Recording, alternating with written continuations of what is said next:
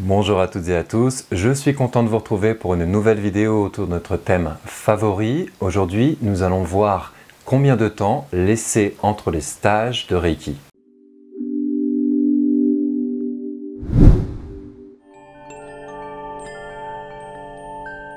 Dans cette vidéo, nous commencerons par un petit peu d'histoire. Nous irons voir ce qui se faisait du temps de Usui Sensei et d'Hayashi Sensei. Nous verrons aussi ce que préconisent les grandes écoles de Reiki, notamment celle de Jikiden Reiki, transmise par Tadao Yamaguchi et Frank Arjava-Peter, ainsi que celle de William Lyrand. Je conclurai en vous indiquant ce que je préconise à l'école de Reiki intégrative. Alors, la question des délais entre les stages fait beaucoup parler d'elle. De grands débats ont lieu. Combien de temps faut-il faire entre le premier, deuxième degré, troisième degré et maîtrise? Et cela a beaucoup changé au fil du temps.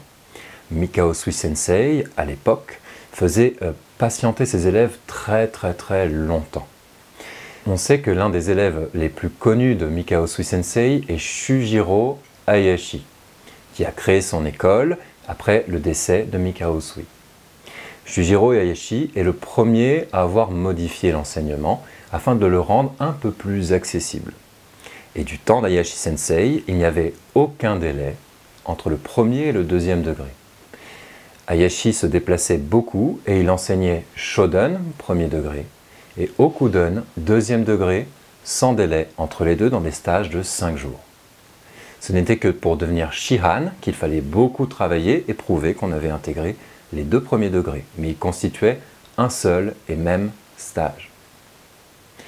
Aujourd'hui, l'école Jikiden Reiki, qui est donc issue de l'enseignement d'Hayashi et qui est transmise par Tadao Yamaguchi Sensei et Frank Arjava-Peter Sensei, ont gardé le même rythme.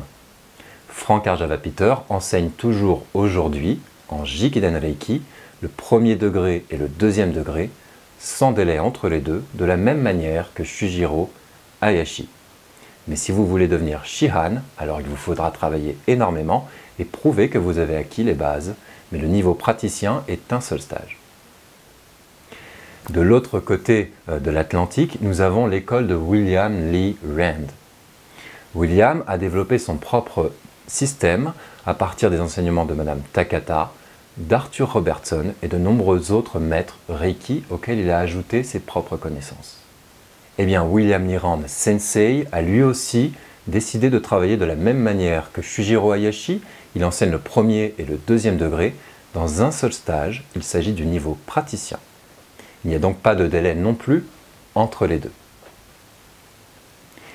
Quel est le point de vue de l'école de Reiki intégrative?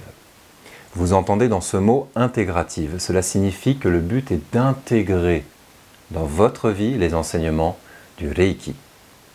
Le programme est donc développé sur 4 degrés et à chaque degré, vous avez des exercices pour intégrer ce que vous avez appris dans le stage.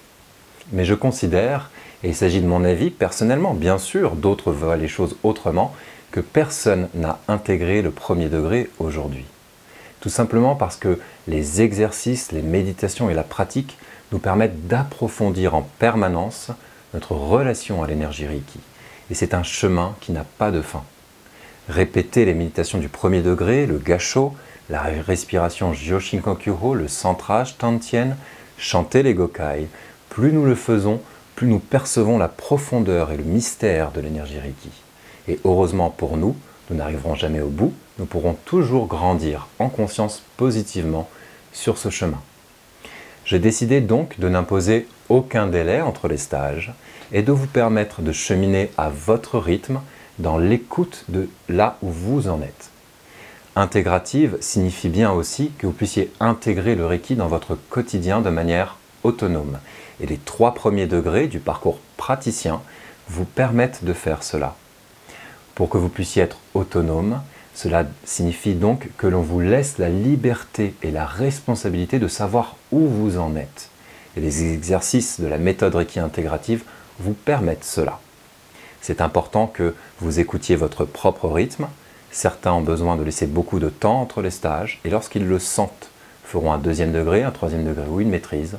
D'autres ont besoin de commencer, ça a été le cas de nombreux de mes élèves qui sont d'excellents élèves au passage, de tout faire très rapidement, de passer du premier degré à la maîtrise en moins d'1 an, et peut-être même de faire plusieurs maîtrises, puisque l'école de Reiki intégrative intègre différents styles de Reiki, et d'ensuite mettre en pratique tous les exercices une fois qu'ils ont fait le tour du parcours complet. Cette méthode est tout à fait valable, et vous pouvez le faire si vous vous sentez guidé à le faire. Pour conclure, quel délai faut-il laisser entre les stages? Le délai qui vous correspond. Souvenons-nous bien que le Reiki est une école de liberté qui va nous permettre de découvrir par nous-mêmes nos propres capacités énergétiques et également par nous-mêmes la présence du Reiki dans notre vie. Et d'apprendre à suivre ces flux en conscience ne peut se faire que si nous sommes libres de notre chemin d'évolution. La méthode Reiki intégrative a pour vocation à vous rendre libre et autonome. Je vous invite donc à faire le degré suivant selon votre propre ressenti. Il y a toujours moyen de faire mieux avec le Reiki. Il y a toujours moyen de se dépasser, de progresser, de grandir. Les exercices d'intégration présents dans les stages, que ce soit au premier, deuxième, troisième degré ou maîtrise, nous permettent par la répétition de toujours grandir en permanence. C'est pour ça que mettre un délai entre les stages pourrait être contraignant pour un élève qui ressent un besoin de recevoir beaucoup plus d'enseignement. Les maîtres Reiki que je suis, que vous êtes peut-être si vous suivez cette vidéo maintenant, nous pratiquons aussi tous les jours les exercices que nous avons donnés, et ce, dès les exercices de premier degré, avec pour objectif de continuer à grandir en conscience. Et il y a toujours moyen d'atteindre un niveau plus élevé par la répétition de ces exercices. Lorsque un maître s'entraîne tous les jours, il le fait pour être le meilleur possible dans sa pratique, mais aussi pour transmettre à ses élèves le meilleur de ce qu'ils ont à leur offrir, avec l'espoir peut-être qu'un jour ses propres élèves puissent le dépasser, grandir sur un chemin encore plus grand et ainsi ouvrir des voies pour les gens qui nous suivent. Cheminez donc en conscience, appliquez tous les exercices que vous avez reçus. Vous allez peut-être avoir envie de laisser 2 ans entre chaque degré et cela est parfait si cela vous correspond. Vous aurez peut-être besoin de faire tout le parcours très rapidement pour vraiment avoir une vision d'ensemble, puis de commencer à pratiquer le détail chez vous à votre rythme. Tant que vous suivez vous-même en conscience et que vous observez les résultats que vous obtenez, vous continuerez à grandir sur le chemin du Reiki, qui est une voie infinie, que personne n'a jamais terminé et que nous continuons tous à faire grandir ensemble. Je vous remercie d'avoir suivi cette vidéo jusqu'ici et maintenant la question du jour, quel temps avez-vous laissé entre vos degrés? Partagez votre réponse dans les commentaires et discutons ensemble. Je vous dis à bientôt pour d'autres vidéos sur le même thème. Au revoir.